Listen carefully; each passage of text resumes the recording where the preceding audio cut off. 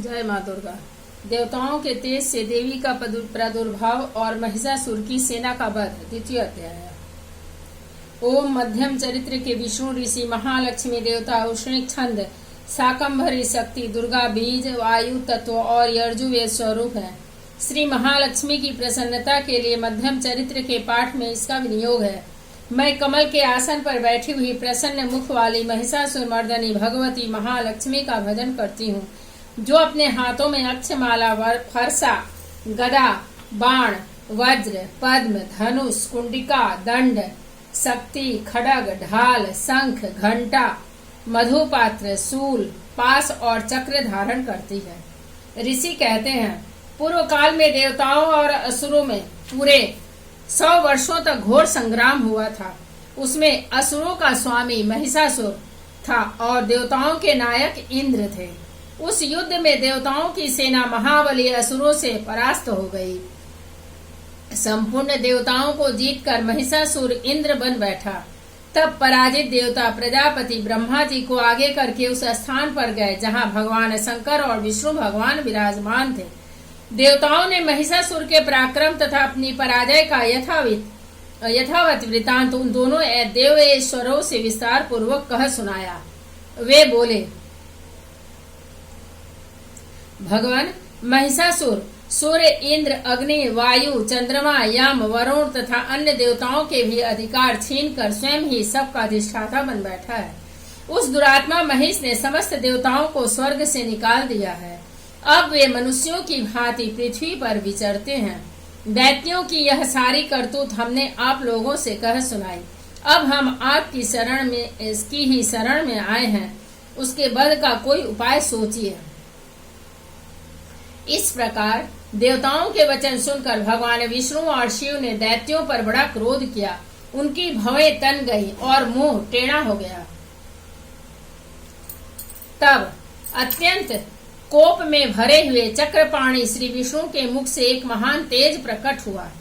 इसी प्रकार ब्रह्मा शंकर तथा इंद्र आदि अन्यान्य देवताओं के शरीर से भी बड़ा भारी तेज निकला। वह सब मिलकर एक हो गया। महान तेज का वह पुंज जाजल्यमान पर्वत सा जान पड़ा। देवताओं ने देखा, वहां उसकी ज्वालाएं संपूर्ण दिशाओं में व्याप्त हो रही थीं। संपूर्ण देवताओं के शरीर से प्रकट हुए उस तेज की कहीं तुलना नहीं थी। एकत्रित होने पर वह एक नारी के रूप में परिणत हो गया और अपने प्रकाश से तीनों लोकों में व्याप्त जान पड़ा। भगवान शंकर का जो तेज था, उससे उस देवी का मुख प्रकट हुआ। यमराज के तेज से उसके सिर में बाल निकल आए। श्री विष्णु भगवान के तेज से उसकी भुजाएं उत्पन्न हुई।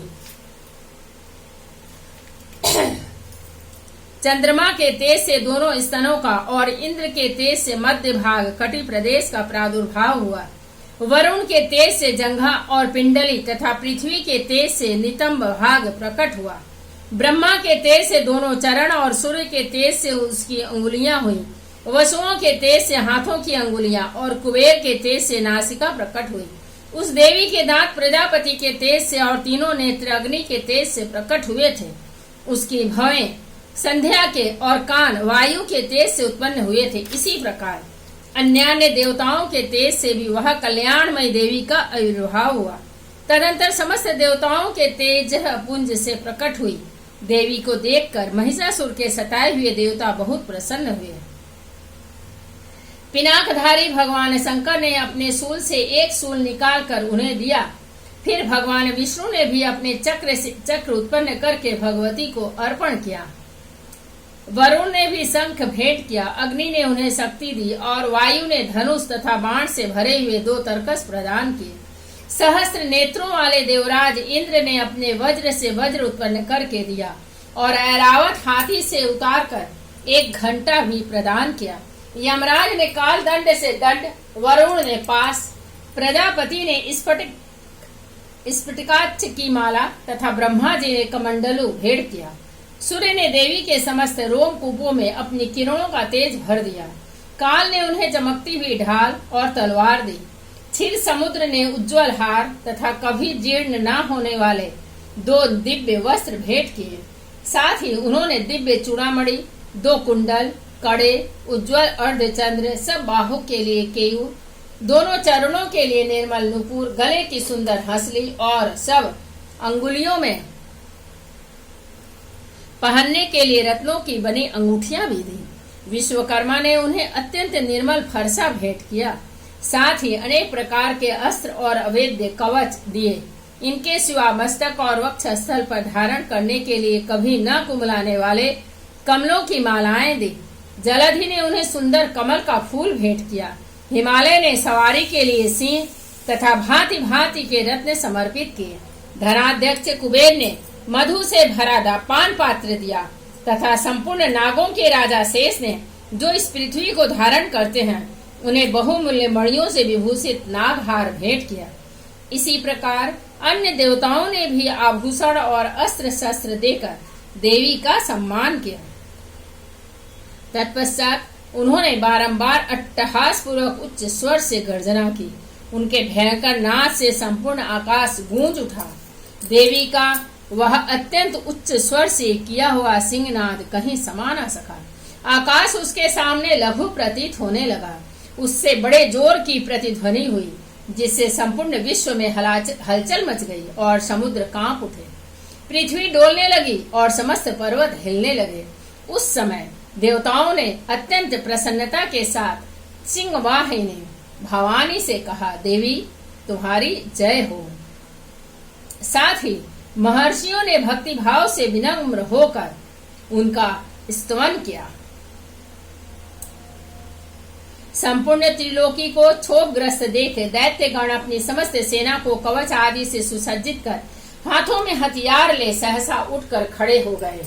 उस समय महिषासुर ने बड़े क्रोध में आकर कहा, आह, यह क्या हो रहा है।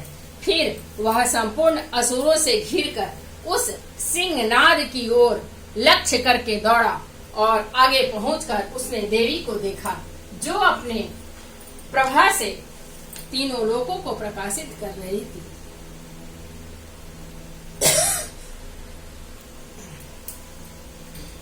उनके चरणों के भार से पृथ्वी दबी जा रही थी। माथे के मुकुट से आकाश में रेखा से खींच रही थी और तथा वे अपने धनुष की टंकार से सातों पातालों को क्षुब्ध किए देती थी। देवी अपनी हजारों भुजाओं से संपूर्ण दिशाओं को आच्छादित करके खड़ी थी। तदंतर उनके साथ दैत्यों का युद्ध छिड़ गया। नाना प्रकार के अस्त्र शस्त्रों के प्रहार से संपूर्ण दिशाएं उद्भासित होने लगी। चिक्षुर नामक महान असुर महिषासुर का सेना नायक था। वह देवी के साथ युद्ध करने लगा। अन्य दैत्यों की चतुरंगिणी सेना साथ लेकर चामर भी लड़ने लगा। 60,000 रथियों के साथ आकर उदग्र नामक महादैत्य ने लोहा लिया। 1 करोड़ रथियों को साथ लेकर महाहनु नामक दैत्य युद्ध करने लगा, जिसके रोए तलवार के समान तीखे थे। वह असिलोमा नामक का महादैत्य 5 करोड़ रथी सैनिकों सहित युद्ध में आ डटा। 60 लाख रथियों से घिरा हुआ बास्कल नामक दैत्य भी उस युद्ध भूमि में लड़ने लगा। परिवारित नामक राक्षस हाथी सवार और घुड़सवारों के अनेक दलों तथा 1 करोड़ रथियों की सेना लेकर युद्ध करने लगा। विडाल नामक दैत्य 5 अरब रथियों से घिरकर लोहा लेने लगा। इनके अतिरिक्त और भी हजारों महादैत्य रथ, हाथी और घोड़ों की सेना साथ लेकर महादेवी के साथ युद्ध करने लगे। स्वयं महिषासुर उस रणभूमि में कोटि कोटि सहस्त्र रथ, हाथी और घोड़ों की सेनों से घिरा हुआ खड़ा था। वे दैत्य देवी के साथ तोमर, भिंदीपाल, शक्ति, मूसल, खड़ग, परशु और पट्टिस आदि अस्त्र शस्त्रों का प्रहार करते हुए युद्ध कर रहे थे। कुछ दैत्यों ने उन पर शक्ति का प्रहार किया, कुछ लोगों ने पास फेंके तथा कुछ दूसरे दैत्यों ने खड़ग प्रहार करके देवी को मार डालने का उद्योग किया। देवी ने भी क्रोध में भरकर खेल खेल में ही अपने अस्त्र शस्त्रों की वर्षा करके दैत्यों के वे समस्त अस्त्र शस्त्र काट डाले। उनके मुख पर परिश्रम या थकावट का रंच मात्र भी चिन्ह नहीं था। देवता और ऋषि उनकी स्तुति करते थे और वे भगवती परमेश्वरी दैत्यों के शरीरों पर अस्त्र शस्त्रों की वर्षा करती रही। देवी का वाहन सिंह भी क्रोध में भरकर गर्दन के बालों को हिलाता हुआ असुरों की सेना में इस प्रकार विचरने लगा मानो वनों में दावानल फैल रहा हो। रणभूमि में दैत्यों के साथ युद्ध करती हुई अंबिका देवी ने जितने ने श्वास छोड़े वे सभी तत्काल सैकड़ों हजारों गणों के रूप में प्रकट हो गए और परशु, भिंडीपाल, खड़ग तथा पट्टिस आदि अस्त्रों द्वारा असुरों का सामना करने लगे। देवी की शक्ति से बढ़े हुए वे गण असुरों का नाश करते हुए नगाड़ा और शंख आदि बाजे बजाने लगे। उस संग्राम महोत्सव में कितने ही गण मृदंग बजा रहे थे।